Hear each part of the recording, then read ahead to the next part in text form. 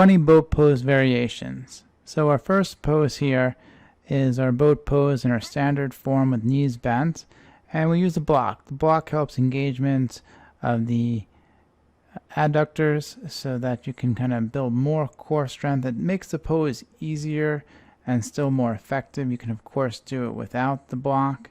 Some people have trouble keeping their shins and their knees together depending on how their hips are going, and so the block makes that part easier. In addition, you can see, binding the legs also makes the pose easier. This pose here, number 2, this is our standard Navasana pose. Here, the toe is a little bit dorsiflexed. Normally plantar flexion would be shown in boat pose. The key, though, is a nice straight back. Pushing the chest forward helps a lot with making this pose effective for the core. Here, this pose is like our hands up variation. It's much harder than this one. You can raise one hand and you can change the angle that your back and your legs make. Higher up, like shown in this little figure, is much more challenging than if it's kind of laying down a little bit more. The Yogi Bicycle, which is shown right here, is kind of like a classic personal trainer move. It's basically we cross elbow across the body. It works the trans abs and the obliques, and then we switch sides, bringing the knee to elbow.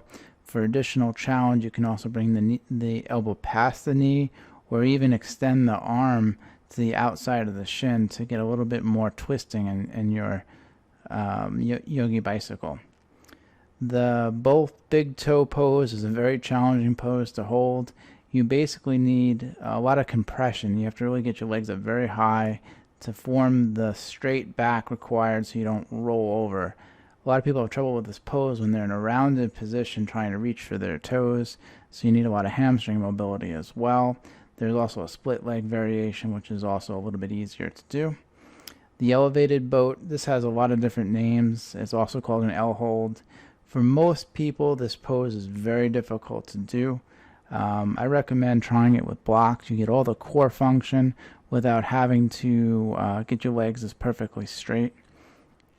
Going on to their next 7 poses. This pose is easier than standard boat because we're on our elbows.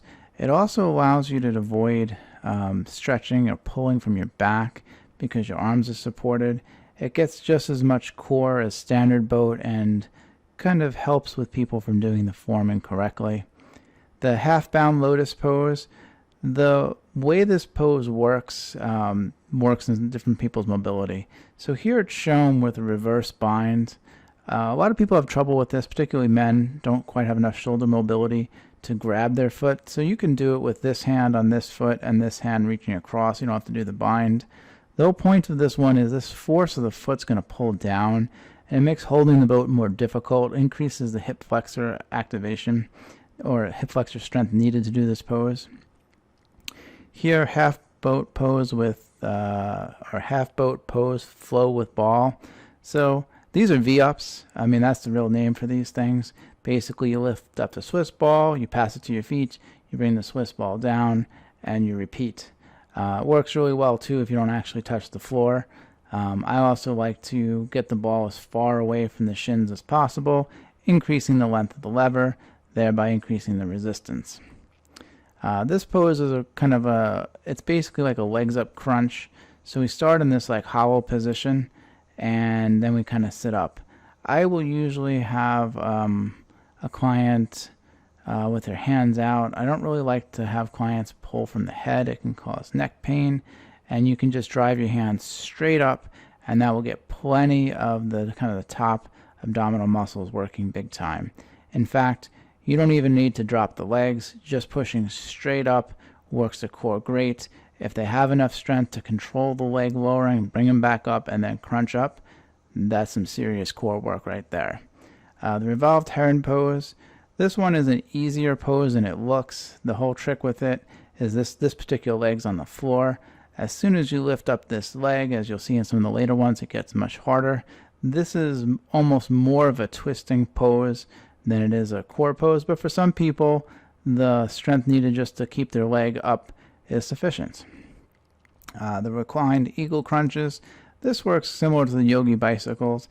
It's a crunch. We have our arms in eagle as well as our legs, and we're just drawing our knees to our elbow. Maybe we do 10 on this side, and then we'll uncross everything and recross and do 10 on the other side. It's really nice for working the transverse abdominis. The boat pose with variation cross-legged.